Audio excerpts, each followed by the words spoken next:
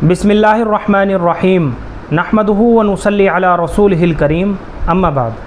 मोहतरम नाज़रीन इकराम, एक साहिबा हैं, इन्होंने मिन्हा और मिन्हा कशफ़ नाम के ताल्लुक़ से कमेंट किया है।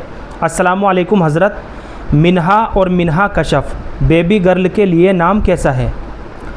वालेकुम अस्सलाम व रहमतुल्लाहि व बरकातुहू। खाली मिन्हा करके भी बच्ची का नाम रखा जा सकता है और मिन्हा कशफ़ यानी डबल मीनिंग नेम करके भी बच्ची का नाम रखा जा सकता है। अलबत्ता इसके तलफ़्फ़ुज़ को समझना बहुत ही ज़्यादा ज़रूरी है।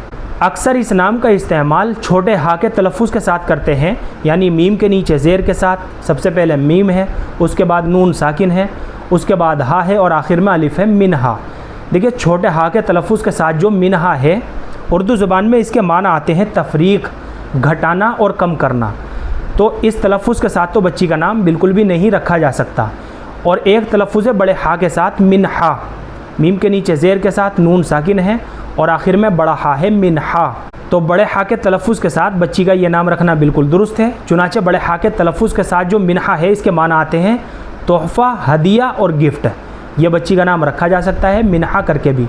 और कशफ़ जो है, अरबी ज़ुबान में कशफ़ के माना आते हैं वाज़े करना, खोलना और पर्दा उठाना।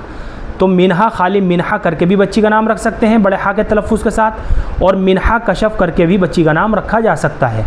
मगर बेहतर तो यही है कि बच्चियों के नाम सहाबियात या फिर अज़वाज मुताहिरात या उम्मत की नेक और बरगुज़ीदा जो ख़वातीन गुज़री हैं, उनके नामों पर रखे जाए, ताकि उन नामों की निस्बत और बरकत हमारी बच्चियों को भी हासिल हो जाए।